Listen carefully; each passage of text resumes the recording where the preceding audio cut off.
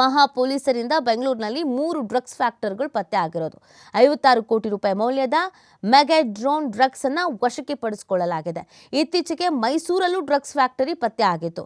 ಅದನ್ನು ಪತ್ತೆ ಮಾಡಿದ್ದು ಮಹಾರಾಷ್ಟ್ರ ಪೊಲೀಸರೇ. ಕರ್ನಾಟಕ ಪೊಲೀಸ್ಗೂ ಸಿಕ್ಕಿರಲಿಲ್ಲ ಫ್ಯಾಕ್ಟರಿ ಸುಳಿವು. ಇರೋದು ಕರ್ನಾಟಕದಲ್ಲಿ, ಬೆಂಗಳೂರಲ್ಲಿ, ಮೈಸೂರಲ್ಲಿ.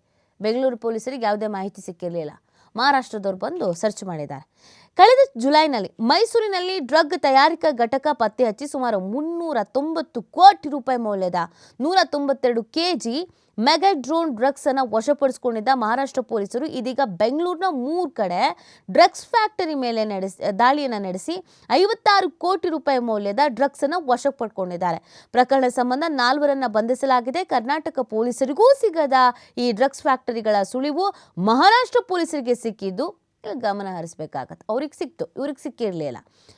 ಜಾಲ ಪತ್ತೆ ಆಗಿದೆ ಹೇಗೆ ಅಂತ ನೋಡೋದಾದ್ರೆ, ಮಹಾರಾಷ್ಟ್ರದ ಮಾದಕ ದ್ರವ್ಯ ನಿಗ್ರಹ ಕಾರ್ಯಪಡೆ ANTF ಅಧಿಕಾರಿಗಳು ಡಿಸೆಂಬರ್ 21ರಂದು ಮುಂಬೈನಲ್ಲಿ ದಾಳಿ ನಡೆಸಿ 1.5 ಕೋಟಿ ರೂಪಾಯಿ ಮೌಲ್ಯದ 1.5 ಕೆಜಿ ಡ್ರಗ್ಸ್ ವಶಪಡಿಸಿಕೊಂಡು ಅಬ್ದುಲ್ ಖಾದಿರ್ ಶೇಖ್ ಎಂಬಾತನನ್ನು ಬಂಧಿಸಿದ್ರು.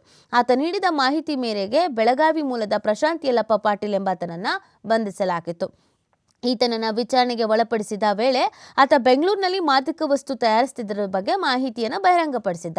ಅದರನ್ವಯ ಬೆಂಗಳೂರಿನಲ್ಲಿ ಪ್ರಶಾಂತ್ ಪಾಟೀಲ್ ನಡೆಸ್ತಾ ಇದ್ದ 3 ಡ್ರಗ್ಸ್ ಫ್ಯಾಕ್ಟರಿಗಳ ಮೇಲೆ ದಾಳಿ ನಡೆಸಿ 4.10 ಕೆಜಿ ಘನ ಮೆಗಾಡ್ರೋನ್, 17 ಕೆಜಿ ದ್ರವ ಮೆಗಾಡ್ರೋನ್ ವಶಕ್ಕೆ ಪಡೆಯಲಾಗಿದೆ. ಇವುಗಳ ಮೌಲ್ಯ 55.88 ಕೋಟಿ ರೂಪಾಯಿ. ದಂಧೆಯ ರೂವಾರಿ ಪ್ರಶಾಂತ್ ಪಾಟೀಲ್ ಹಾಗೂ ರಾಜಸ್ಥಾನ ಮೂಲದ ಸೂರಜ್ ರಮೇಶ್ ಯಾದವ್, ಮಲ್ಖನ್ ರಾಮಲಾಲ್ ಬಿಷ್ಣೋಯ್ ಎಂಬುವುದನ್ನು ಬಂಧಿಸಲಾಗಿದೆ.